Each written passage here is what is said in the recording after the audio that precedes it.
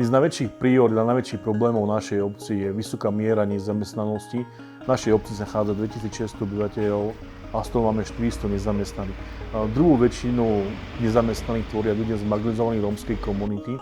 Dlhodobo s poslancami sme riešili problém, ako zamestnať ľudí, ako zvýšiť životnú úroveň a s tým množstvo stretnutí nám vyšlo vytvoriť do určitej miery sociálny podnik v našej obci za pomoci RESD a Serigo.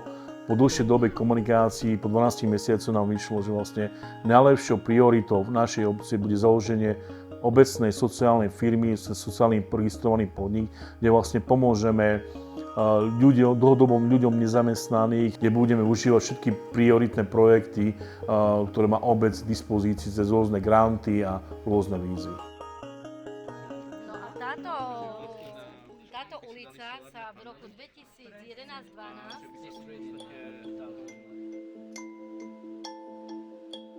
Základná škola Ostrovany funguje už 9 rokov a musím konštatovať, že po tento čas sme ešte nemali teplú stravu, čo zvyčajne na iných základných školách už to existuje. Na tento sociálny podnik sa tešíme zvlášť preto, že nie len, že pripraví teplú stravu pre našich žiakov, ale aj dá zamestnanie pre iných ľudí, ktorí tu môžu pracovať a možno aj z malopodnetného prostredia. My veríme, že tento sociálny podnik dá prácu rodičom našich žiakov a pre našich žiakov je to zasa príklad toho, že oplatí sa učiť, vzdelávať, lebo tým si získajú prácu. Volám sa Stanislav Červeniak, mám 22 rokov, som rómskeho pôvodu. Ďakujem pánovi starostovi, že vytvorí v obci sociálny podnik.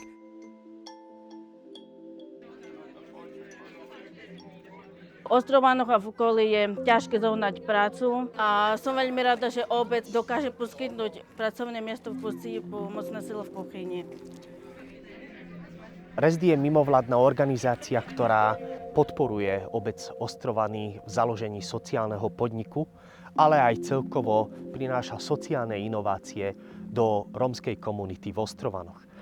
Našou úlohou v tomto projekte Serigo bolo zabezpečenie technickej a odbornej podpory, alebo teda podpory pre samosprávu, aby sociálny podnik bol založený participatívnym spôsobom, teda zapojili sme miestnu komunitu a všetkých miestnych stakeholderov, aby sa zúčastnili pri tvorbe sociálneho podniku, ktorá má reflektovať teda na socioekonomické problémy, ktoré sa nachádzajú v obci Ostrovany.